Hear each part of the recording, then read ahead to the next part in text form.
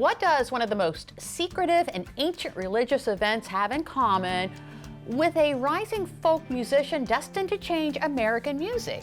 And where's the connection between an experimental drug that causes a horrifying transformation and a young hero fighting for the freedom of an entire planet? Well, the answer to these questions actually is simpler than you may think. Oh yeah, it's because all of those descriptions pertain to the stories depicted in some of 2025's Best Picture nominations. Guess who's with us? You know when it's Christmas time for Tinseltown, there's only a few films that can walk away with the coveted Oscar statuette. So here's the man himself, Rob Rector, founder of the Revival House Theater. Thank you so much for joining. It's so good to have you here. And ironically, all of those things that you mentioned were part of my autobiography as well, too. Oh, really? So, yeah, but we can get into that. That's another time on the couch. I can see a book that we need to Yeah. buy. Exactly, exactly. So we're talking about the Best Picture nominations. Yep. Now, do I understand there were like a lot of last-minute curveballs? So yeah, there were some surprises, but nothing.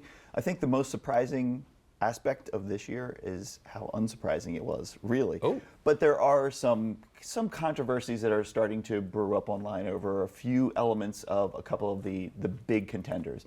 The biggest one that's kind of receiving a lot of the bandwidth right now is Amelia Perez, which has gotten 13 nominations, one of the most nominations of any film, or any films received in the Oscars.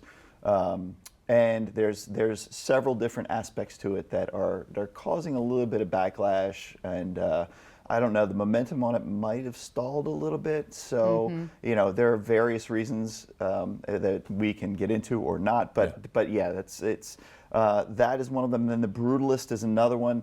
That one's a little bit more inconsequential, at least in my mind, where there's talk of AI, but it's using this program where it's called Respeecher, where they actually talk. The characters will talk, and then they will accentuate their voice, because the main character, Adrian Brody's character in this particular film, The Brutalist, has a Hungarian accent, and the dialect is really difficult to ascertain, to be able to adequately convey. So they run it through this process, which will, I forget which accent aigu and an accent grave. It's been a while, but it actually will curtail your dialect to be more specific to the. Yeah, exactly. So Kind of like auto-tune, right? bingo. Where was the outrage for that? So it's exactly like auto-tune. So to me, it's like, yeah, I get it. AI is a boogeyman, and it has the potential for taking jobs. But I don't know if this is actually the hill you want to die on with AI.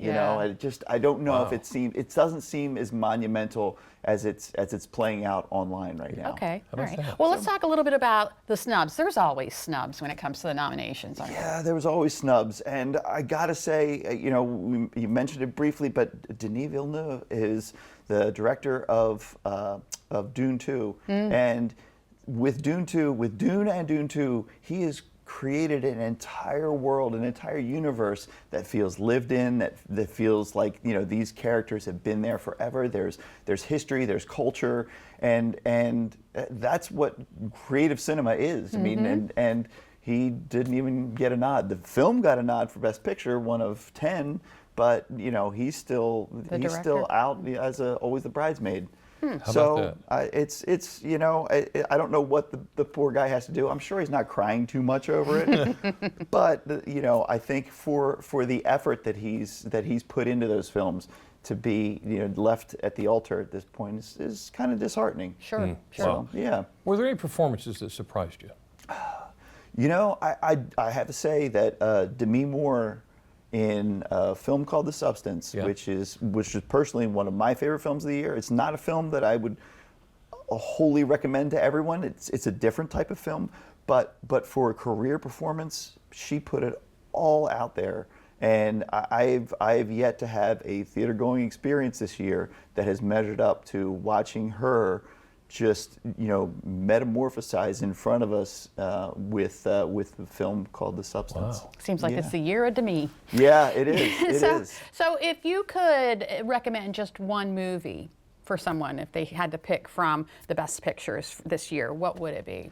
Yeah, that's a tough one. But I would say that the one that I think is going to upset in a lot of categories, and I think it's a lot of people's favorites out there right now, is A Complete Unknown with Timothée Chalamet, and where he plays the young Bob Dylan. It is not what I expected to see, and I got to give props to young Timothée because he played the guitar.